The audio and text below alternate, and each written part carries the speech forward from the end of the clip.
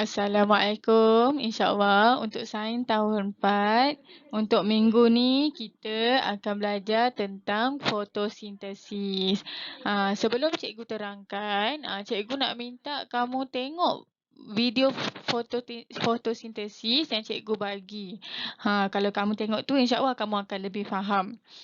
Okey, sebab video ni kita akan bincang tentang latihan dalam buku aktiviti. Okey, untuk latihan minggu ni, kamu boleh rujuk muka surat 37 dalam buku aktiviti.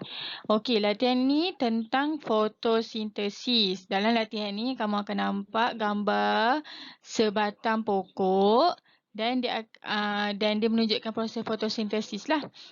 Untuk soalan A tu, dia kata nyatakan proses ini. Okey, proses apa? Proses apa? Ada dah jawapan dia. Lepas tu kamu kena labelkan gas yang diserap dan gas yang dibebaskan dalam raja di atas. Okey, seperti mana kamu tu tengok dalam video yang disediakan, video lagi satu, video pembelajaran, yang kita tahu semasa proses fotosintesis, tumbuhan memerlukan karbon dioksida untuk melakukan fotosintesis. Jadinya gas yang diserap untuk proses fotosintesis ialah gas karbon dioksida. Gas karbon dioksida diserap ke dalam untuk melakukan proses fotosintesis. Bila diserap, dah buat proses fotosintesis, maka tumbuhan pun membebaskan gas oksigen. Gas oksigen dibebaskan. Bila dibebaskan, kita sebagai manusia lah yang akan hirup oksigen tu untuk kita bernafas pula. Lepas tu kamu jangan lupa tulis ya, gas apa yang dibebaskan, gas apa yang diserap. Seterusnya untuk soalan B ni, apakah yang diperlukan oleh tumbuhan untuk membuat makanan? Ditanya apakah keperluan proses fotosintesis.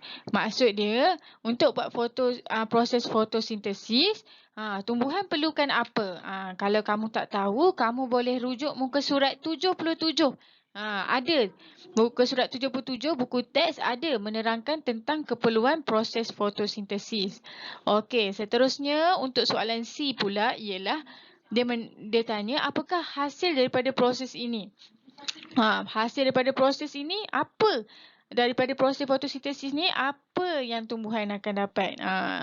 Apa hasil fotosintesis? Antaranya ialah glukosa. Maknanya tumbuhan akan dapat glukos untuk dia terus hidup dan terus membesar. Seterusnya, daripada hasil fotosintesis, tumbuhan juga akan mengeluarkan gas oksigen yang akan digunakan untuk benda hidup yang lain. Maknanya kita manusia, kita memerlukan oksigen untuk hidup.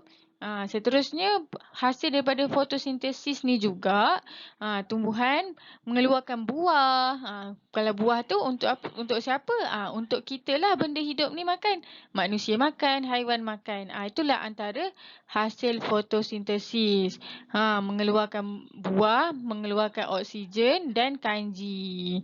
Okey, itu untuk latihan muka surat 37.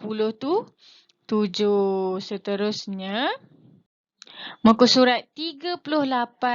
Okey, muka surat 38 ni, kamu semua boleh rujuk buku teks muka surat 78.